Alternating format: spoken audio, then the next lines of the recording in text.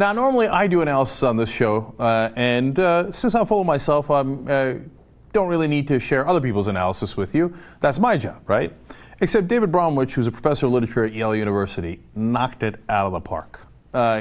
Great analysis of President Obama. Now, look, for 5 years, at least while he's been in office, and longer than that when you take into account him running for office, we've been trying to figure out President Obama. What's he about? Like, why does he do the things that he does? It's so frustrating.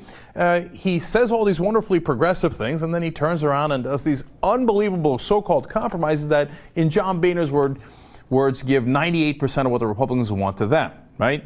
And that's one of many, many examples you can use. And I think that Bromwich really nailed it in figuring out who Obama is. And so I wanted to share some of his insight with you guys.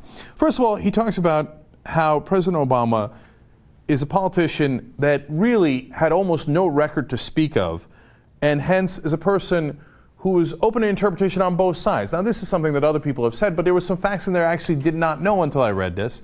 For example, I didn't know that he was the editor of the Harvard Law Review without publishing a single article in a law journal. That's amazing.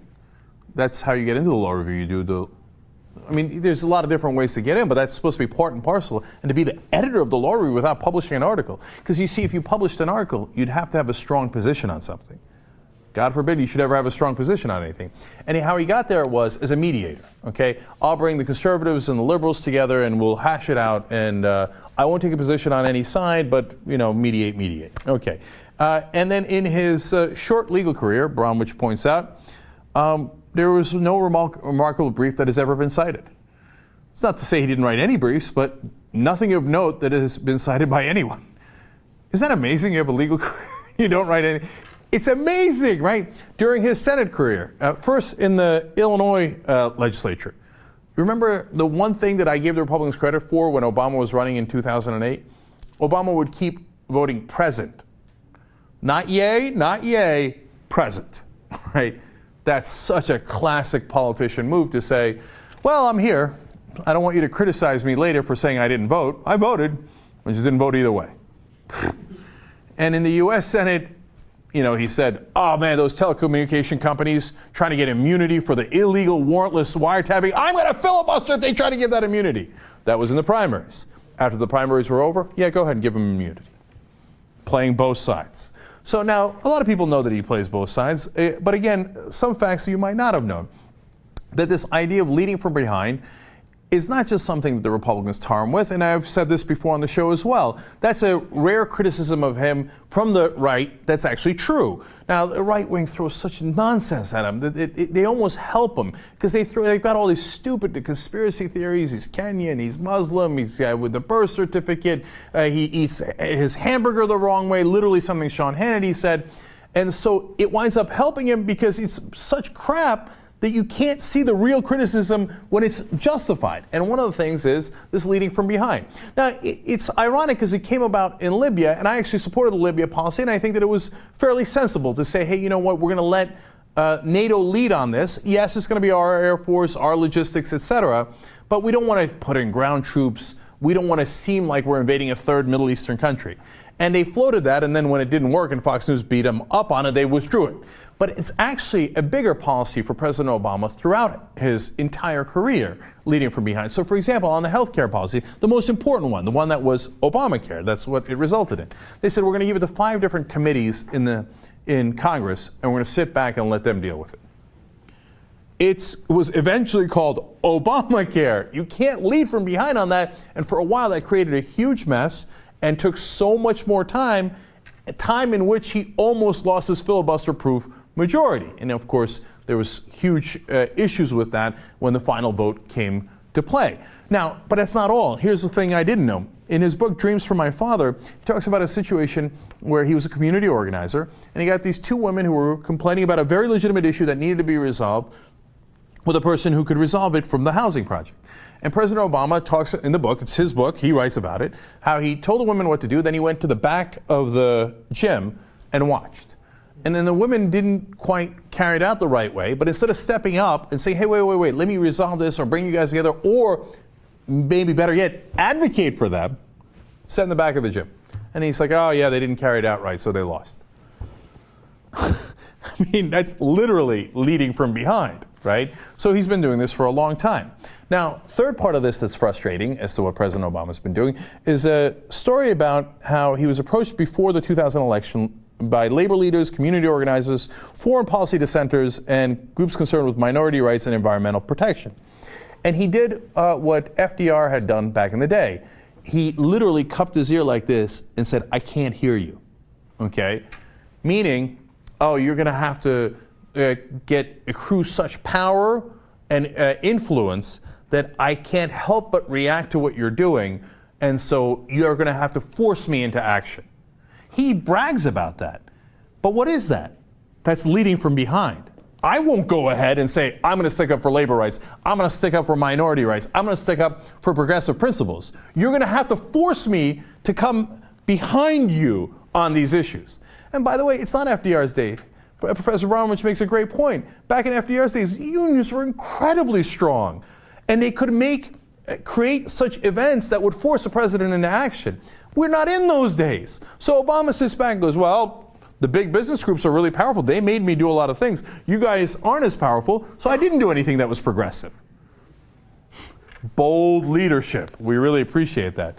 And it's not that he is hostile to those groups. It's that he thinks, that's my leadership. I sit in the back of the gym and hope for the best. Okay. The other part of this that's important is he thinks that symbols and gestures and speeches are as important as actual action, which of course they are not. But finally we get, and I'll encompass that in the last point here, because the last point I think is the best one. He says, Professor Bromwich does in this article, perhaps the thin connection between Obama's words and his action does not support the use of the word conviction at all. Let us say instead that he mistook his preferences for convictions. Wow. When I read that, I was like, okay, that's it. I don't know why I never thought of it in that way, but he nailed it. That's exactly right. President Obama doesn't have convictions. He has preferences. That's why you can sit in the back of the gym and be like, well, okay, if that's what the committees decide, if the labor movement makes me do that, if that's what NATO has decided, okay, I mean, I would prefer to do X, Y, or Z, but since I don't have any real convictions, oh, okay, instead the Chamber of Commerce and the Republicans made me do this. Okay, then I'll do that. Oh, well. He goes on to explain. He can still be trusted to tell us what he would prefer to do, which he does often. He constantly gives speeches about what he would prefer. Remember during the healthcare debate? I would prefer to have the public option. Oh, I couldn't get the public option. What could I do? He says, Professor Bromwich does, review the record and it will show that his first statement on any given issue generally lays out what he would prefer. Later on, he resigns himself to supporting a lesser evil, which he tells us is temporary and necessary. I would prefer to close Guantanamo Bay. Oh, but I had to keep it open because of what the evil Republicans did. So, but don't worry, it's temporary. We will eventually close down Guantanamo Bay, and besides which, it's necessary to protect us because there's certain people in there that I will hold indefinitely, just like Dick Cheney did, and never give them a trial. But don't worry, it's temporary and necessary. And Bromwich continues, such is Obama's belief in the power and significance of his own words, that as he judges his own case, saying the right thing is a decent second best to doing the right thing. Once again, devastating. President Obama thinks, well, I gave a great speech about that. I told you that eventually we'll stop using the drones. I'm not going to stop using the drones, but I told you it was a bad idea. Doesn't that count? And look, I'm kind of going in the right direction. I said the right thing.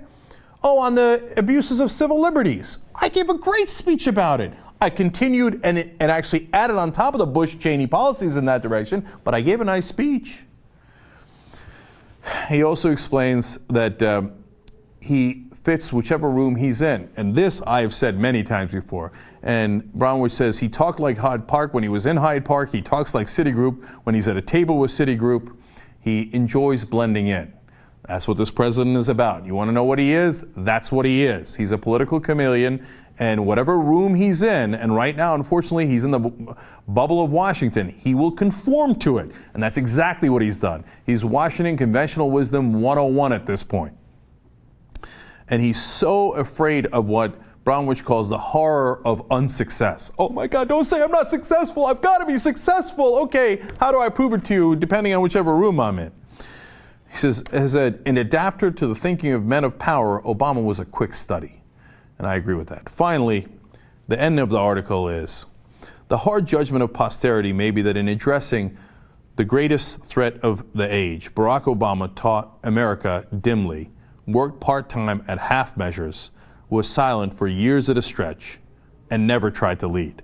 His hope must be that his reiterated preference will count more heavily than his positive acts.